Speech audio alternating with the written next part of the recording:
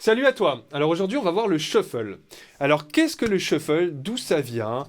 Comment il a évolué? C'est ce qu'on va voir aujourd'hui. Je te propose de voir ça après ceci.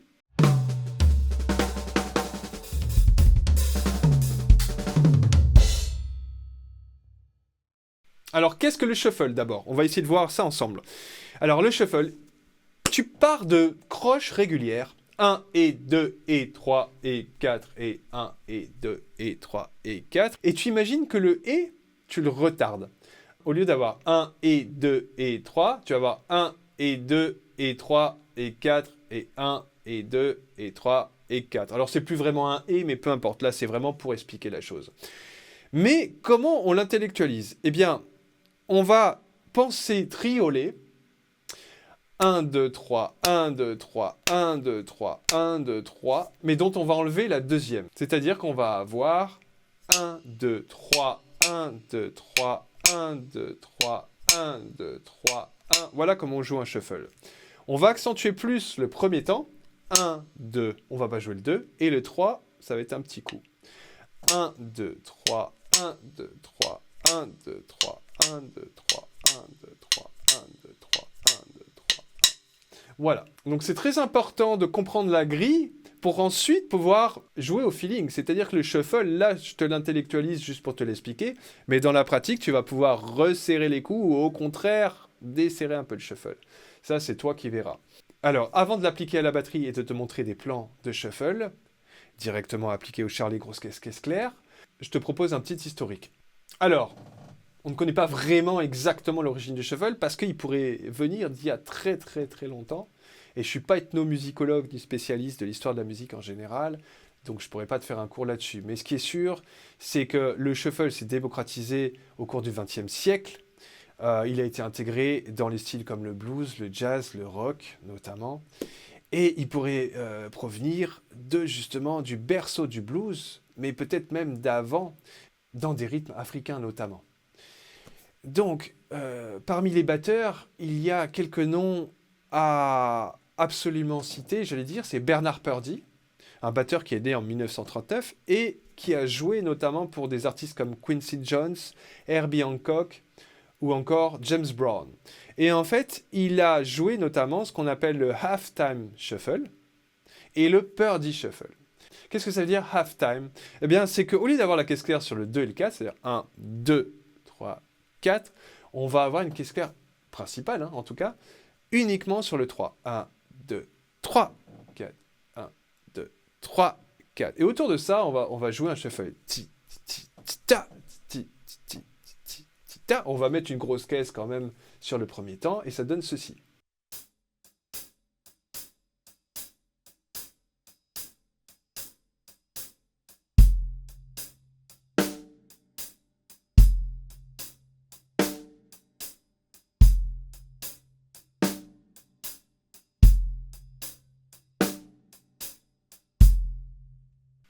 Le shuffle joué au charlet, à la main droite, il faut vraiment que tu aies la découpe en tête.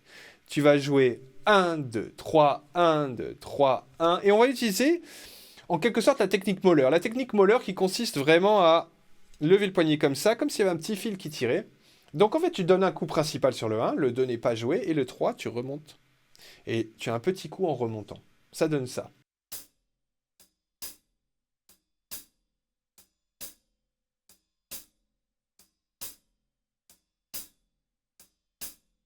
Donc j'insiste lourdement, pense bien à compter 1, 2, 3, 1, 2, 3, 1, 2, 3, 1, c'est très important. Ensuite, je vais te jouer le Purdie Shuffle. Alors le Purdie Shuffle, c'est quoi? C'est un shuffle, donc toujours avec la main droite sur le charlet, et cette fois-ci, on va remplir les coups qu'on ne jouait pas jusque-là avec la main gauche. Donc déjà, une petite introduction, tu vas essayer de faire ça.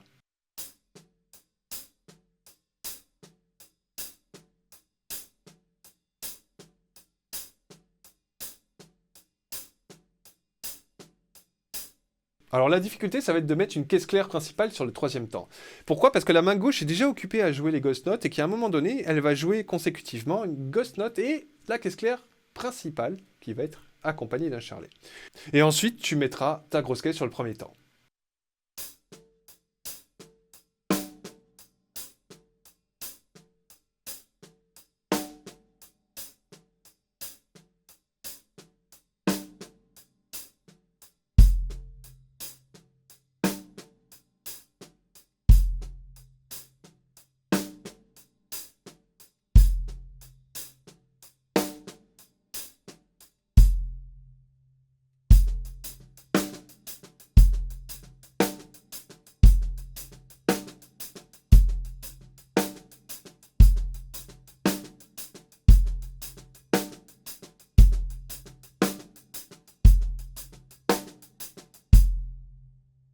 Alors de là, ça me permet de rebondir sur le fameux shuffle de Rosanna de Toto, qui est bien connu, donc avec Jeff Porcaro à la batterie, qui a repris un petit peu le shuffle de Purdie, mais qui a rajouté des grosses caisses, un placement de grosses caisses un peu syncopé.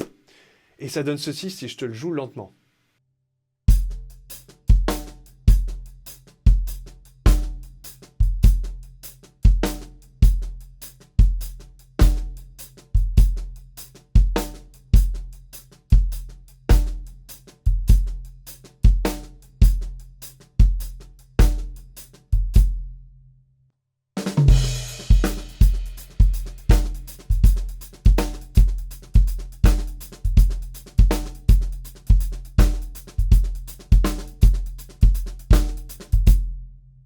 Je vais te faire une petite démonstration où je vais vraiment serrer le shuffle, et un autre exemple où, au contraire, je vais vraiment desserrer le shuffle.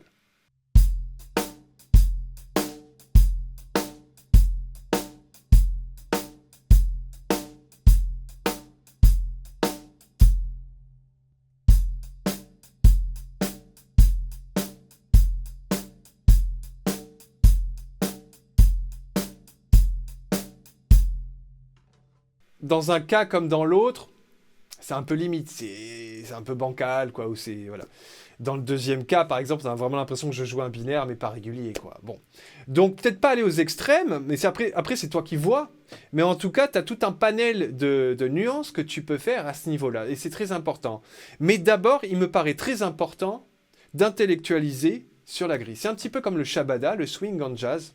Souvent, on va dire, ouais, mais c'est pas exactement un triolet, c'est pas exactement une croche pointée double, enfin, peu importe le solfège. C'est entre les deux, c'est un peu comme tu veux, ça dépend du tempo, et c'est vrai tout ça. Mais c'est très important, il me semble, d'intellectualiser au départ, d'avoir une grille, et de pouvoir partir sur quelque chose d'un peu scolaire peut-être, mais au moins de correct.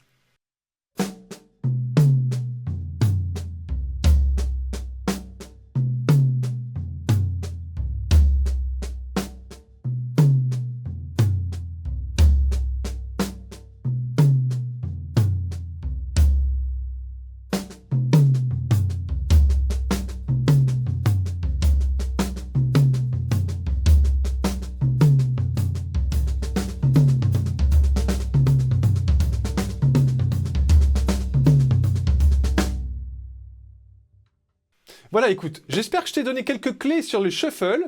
Et puis en attendant, je t'invite à t'abonner et à activer la petite cloche pour être au courant des nouvelles vidéos. Et puis je te dis à très bientôt pour une prochaine vidéo. Salut!